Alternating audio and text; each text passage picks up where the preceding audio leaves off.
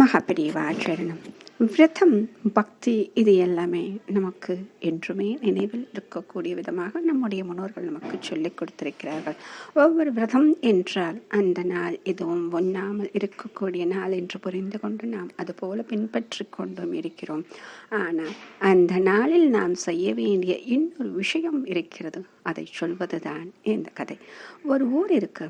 அந்த ஊரில் ஒரு ஆறு. அந்த ஆற்றின் மறுக்கரையில் ஒரு கோவில் இருக்குது. அன்னைக்கு ரொம்ப விசேஷமான நாள். அதனால் கோயிலுக்கு போகிறதுக்கு அதிகாலையிலிருந்து படகுத்துறையில் பக்தர்களோட கூட்டம். இப்போ வழியில் ஒரு சிறு குன்று இருக்கும். அதை கடந்து தான் ஆத்தங்கரைக்கு போகணும். அந்த குன்றின் மீது துறவி ஒருவர் அமர்ந்திருப்பார். சிலர் என்ன பண்ணுவாங்க, அவர்கிட்ட போய் அவரை வணங்கிட்டு தங்ககிட்ட இருக்கக்கூடிய சாப்பாடு ஏதாச்சும் கொடுப்பாங்க. அவர் சாப்பிட்டுட்டு அதுக்கப்புறம் அவங்கள ஆசீர்வாதம் பண்ணுவார். இப்படியே போய்கிட்டே இருக்கு. அப்போ திடீர்னு வானம் இருண்டு இடையும் மின்னலுமா மழை வர்ற மாதிரி இருக்கு. இப்போ ஆற்றங்கரையில் இருக்கக்கூடிய படகோட்டி என்ன சொல்றாரு, அங்கே இருக்கிறவங்கள கூட்டிட்டு போறதுக்கு நீங்க எல்லாம் சாப்பிடாம விரதம் இருந்து வந்திருக்கணும், அப்படி வராததுனால தான் மழை வந்துருச்சு அப்படின்னு சொல்லிட்டு படகை எடுக்கிறதுக்கு மறுத்து கொண்டிருக்கிறான். சரிதான், இப்போ என்ன செய்யறது, கோயிலுக்கு போகணுமே, படகை எடு அப்படின்னு சொல்றாங்க பக்தர்கள். யாராச்சும் ஒருத்தராவது பட்டினியாயிருங்க, அப்போ தான் நான் படகை எடுப்பேன் அப்படிங்கிறாரு. அப்போ அவங்க எல்லாம் சொல்றாங்க, நாங்கள் எல்லாருமே பட்டினியாக தான் இருக்கோம், கோயிலுக்கு போய் வந்ததுக்கு அப்புறம் தான்ப்பா சாப்பிடுவோம் அப்படின்னு சொல்றாரு. ஆனால் அந்த படகோட்டி இது நம்பவே இல்லையா. இப்போ நீ எங்களை நம்பலை அப்படின்னா முழு பட்டினி கிடக்கக்கூடிய ஒரு ஆளை நாங்கள் எங்கே போய் தேடுறது அப்படின்னு அந்த கூட்டத்தில் ஒருத்தர் கேட்குறப்ப, அதோ அந்த குன்று மேலே இருக்கக்கூடிய சாமியாரை கூப்பிடுங்க, அவர் படகுல ஏறட்டும், நான் அவங்கள கூட்டிகிட்டு போய் விடுறேன், நம்மளுக்கு எந்த ஆபத்தும் இருக்காது அப்படின்னு. அவங்களுக்கு ஒன்றுமே புரியல. இதுக்கு முன்னாடி தானே நம்ம பார்த்தோம் இந்த துறவி சாப்பிட்டாரு அப்படின்னு நினச்சி, இருந்தாலும் வேறு வழி கிடையாது, இப்போ நம்ம கோவிலுக்கு போகணுமே அப்படின்னு சொல்லிட்டு அவரை கூட்டிகிட்டு படகுல ஏற்றுறாங்க. படகும் பத்திரமாக அக்கறை போய் சேர்ந்துருச்சு.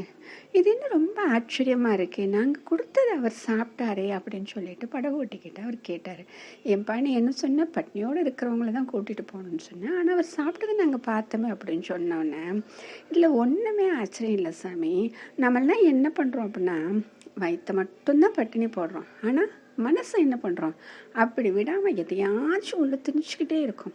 ஆனால் சாமியாரை பார்த்தீங்களா, அவர் வயிற்றுக்கு கொஞ்சம் சாப்பிட்டாலும் மனசு சுத்தமாக இருக்குது.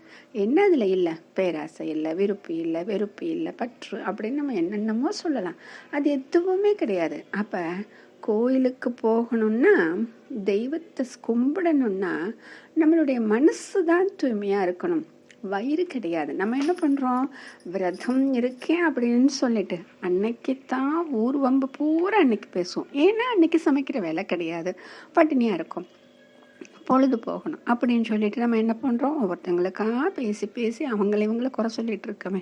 அன்னைக்கு அந்த மனசில் அவ்வளோ விஷயங்களை ஏற்றுறமே, அது விரதம் கிடையாது.